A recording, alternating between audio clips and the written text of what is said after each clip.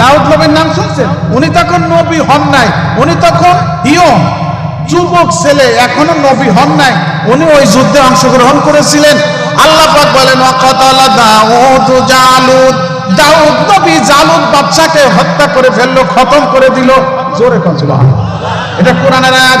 দাউদ আলাইহিস সালাম কি দিয়ে জালিম বাদশা জালুতকে ধ্বংস করছিলেন? উনি কোমরে 3খান পাথর গুজে নিয়ে গেছিলেন। কয় হাত? 3 পাথর। এবার এই যে আপনারা নেটে দেখছেন, ফিলিস্তিনে ইসরায়েলে ইহুদিদের সঙ্গে ফিলিস্তিনের যুবকরা যুদ্ধ করতেছে, নেটে দেখছেন পাথর মারতেছে, দেখছেন আপনারা? বর্তমান দেখেন নেটে ওই ছেলেরা, মানে 18-19 বছর বয়স হবে এরকম মুসলমানের ছেলেরা ওই পাথর সাথে নিয়ে, ইট পাথর ওই মারতেছে। আর ইসরায়েলের যে সৈন্য, তার কাছে অত্যাধুনিক রাইফেল, সে হলো গুলি করবার জন্য চান্স নিতেছে। আর ওরা সেই গাড়ির আড়ালে দাঁড়াইয়ে সেই দমাদম খালি ইট মারে, পাথর মারে। ওরা সেই সৈন্যদের সিরিয়ে ছুটে দৌড়াইতেছে। আচ্ছা কোন দিকে ওরা সেই অত্যাধুনিক যে ওদের কাছে অস্ত্র রাইফেল, সেটাতে যদি গুলি মারে সর্বোচ্চ, তাহলে কিন্তু ওই কয়েকটা ছেলে একেবারে শেষ হয়ে যায়। কিন্তু কি দেখলাম যে ওরা খালি কয়েকটা পাথর মারে, লাগতে লাগতেছে, আর ওরা সেই সিঁড়িয়ে ছুটে দৌড়াইতেছে। তাহলে বোঝা যাইতেছে মুসলমানদের পক্ষে আল্লাহর সাহায্য আছে। জোরে কোন ঠিক না? আমার ভাইরা, কি দেখা গেল? দাউদ নবী 3টে পাথর নিয়ে গেছে সাথে।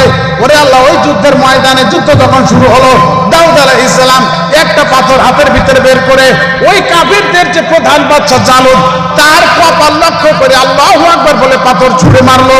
ওই পাথর রাইফেলের গুলির চাইতে বেশি শক্তিশালী। পাথরটা যাইয়ে যখন ওই কাফের বাচ্চার কপালে লাগছে, সঙ্গে সঙ্গে খুলি উড়েছে, 12 হাত দূরে পড়ছে, দলাস করে মাটিতে পড়ে গেছে। তার অনুসারী যারা ছিল কয়, আরে মিতা শুয়ে পড়ছে, আমরা ঘুমাই পড়লাম। কথাও কয় না। এ ভাই, টাহি যদি মারা পড়ে পুনার আর খবর থাকে নাকি? বড় দ্বারে শোয়াই বেলাইছে দাউদ নবী, আর যা ছিল যাইরে তো মুসলমানেরা বিজয় লাভ করলো। জোরে কর সুবহানাল্লাহ। আমার ভাইয়েরা, তাহলে বোঝা যাইতেছে ইমানদারের পক্ষে আল্লাহর সাহায্য থাকবে। আমার নবীজি আমাদের জন্য 2টা জিনিস রেখে গেছেন, তার মধ্যে একটা হলো আল্লাহর কিতাব কুরআন শরীফ আমাদের জন্য রেখে গেছে। বন্ধুরে, আমার নবীজির চাইতে মহামানব আর এই পৃথিবীতে নাই। আছে সর্বকালের, সর্বযুগের সর্বশ্রেষ্ঠ মহামানব আপনার নবী, আমার নবী, বিশ্ব নবী জনাবে মুহাম্মদুর রাসূলুল্লাহ সাল্লাল্লাহু আলাইহি ওয়াসাল্লাম। জোরে বলেন ঠিক না বেঠিক? এই নবীর চাইতে শ্রেষ্ঠ মহামানব আর পৃথিবীতে নাই।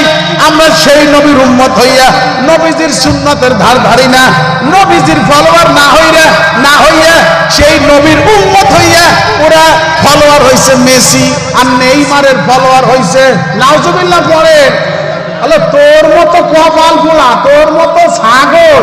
কথা কয়, ওই যে একটা ওয়াজ শুনছেন নাকি আপনারা, যে বাঘ মরে গেছে, বাচ্চা হওয়ার পরে বাঘ সে মারা গেছে। সেই ছোট বাচ্চা, এখন মা নাই বাপ নাই, ছোট বাচ্চা আস্তে একটু বড় হইয়া দেয় যে জঙ্গলের পাশে অনেকগুলো ছাগলের বাচ্চা রাখালে এই ছাগল ওখানে চড়াই নিয়ে বেরোতেছে। পরে সেই বাঘের বাচ্চা একা একা অনেক কি করবে, ছাগলের বাচ্চার দলে যোগ দিছে। ছাগল ও ঘাস খায়, ও ঘাস খায়।